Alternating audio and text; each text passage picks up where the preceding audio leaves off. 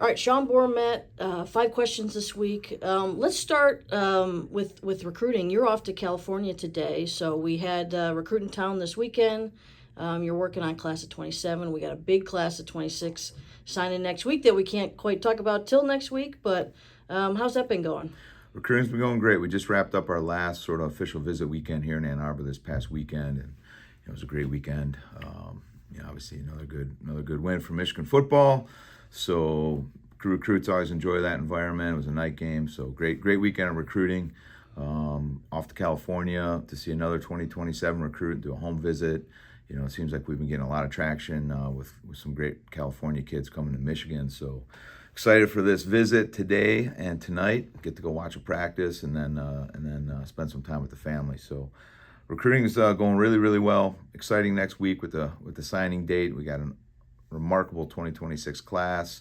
Really excited about this group, and obviously we'll be able to talk about that more soon. But everything's going really well in the recruiting department. Okay, I want to ask you about the All-Star meet. Obviously, 2 outcomes that we didn't love, but 2 really close matches. What are some things you learned from those matches, Lackland and Tay? Yeah, obviously, these guys are new athletes for us. I mean, these guys are veterans and veteran competitors. They had, obviously two tough matches.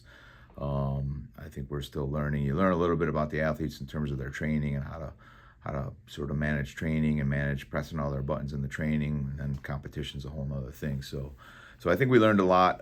Coaching staff, Coach Bulliard, Coach Jackson were out there. I think we learned a little bit more about just sort of how they operate in big competitions. So that was some good takeaways there. I think obviously these guys weren't satisfied with the outcome. Therefore, obviously we're not satisfied with the outcome either. So, but definitely some good takeaways. I mean, I don't think either one of those guys really. It was more, I think, a little bit on the approach of those matches and where their mindset was and in key moments of those matches. So that's something that's got to be addressed. These guys know it. The good news is they were both winnable matches. They both had, some point in the match, a winning situation that sort of just slipped away in terms of finishing a takedown. But in terms of those close matches, I don't feel like either one of those guys really operated at more than 50% of what their real capacity is. So, the fire's definitely been lit. These guys responded really well when they got back, and this is the part of the tough part of the process in wrestling. I mean, these outcomes ignite a fire and fuel different things in your training, different things in how you're competing, and we got to continue to unlock these things for these big matches, because both those guys are capable of winning national titles this year, and all their goals are still in front of them. We're just getting started. I watched Lackland yesterday or 2 days ago. Really kind of dig into some video and match analysis with KJ and Dave. Dave had a pretty elaborate spreadsheet printed out with just attacks and different shots and the result of some of these different shots. How valuable is that kind of breakdown with the coaches after matches? Studying film is super important, and being able to do that right after a match, you got to look at all the aspects of your wrestling, your attack rate, what worked well, what didn't work well, areas you got to improve on. So the ability to do that right away with these athletes and do this early against some high-level opponents it gave us a lot of good information. And attack rate was one of the issues, and that was really clear. I mean, we're in a sport, you got to give yourself an opportunity to score. And the more opportunities you have to score, the more you're going to score. So, we've been harping on that, and the facts are right in the video. So you just got to sit down and watch them, and watch them with great attitudes and open mind. I mean, the truth sort of is part of the growth process, and those guys, I think they handled it really well, and they're eager to make those adjustments. Have you seen guys like over the last several years, and we're a Michigan, bunch of smart guys, really kind of lean into some of this data? Have they been receptive to that?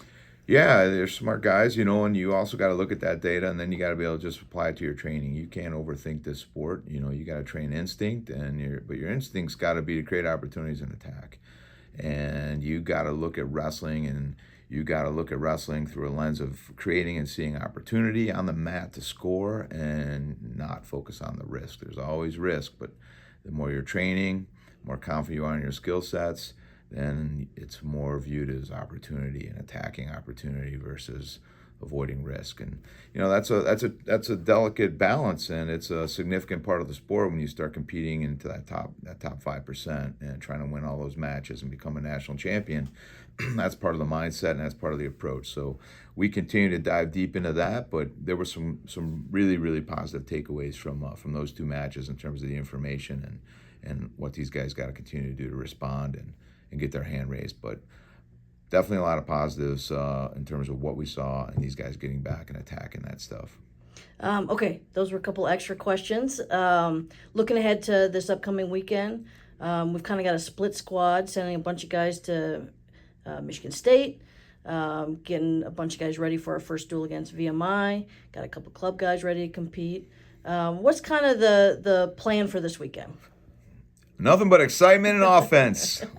We obviously, as a coaching staff, we're super excited. We got 24 college guys competing this weekend between Saturday and Sunday, so we get to do some coaching. These guys get to compete against some guys outside of our training room. Then we also have 3 club guys: Mason Parrish, Jacob Cardenas, and Will Lewan.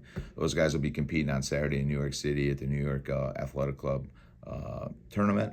So 27 total guys from the wrestling room competing this weekend, and that's where the most fun is. And from a coaching standpoint, that's where the most fun is. So we're excited for these guys to hit the mat this weekend. Well, and what's something you want to see the first weekend? Obviously, it's a long season. So what are the things you were really looking for the first weekend of the season? Really just a mindset and approach and the excitement to compete, and that fuels how you go out and wrestle, and just continue to really make sure that these guys, they got the best approach to competition, and that these guys are really able to transfer the way they train into the way they actually go out and compete. And those are the 2 biggest things, especially early in the season. And then everything just continues to get built from there. All right, that's it. Sean, thank you. Go Blue. Go Blue.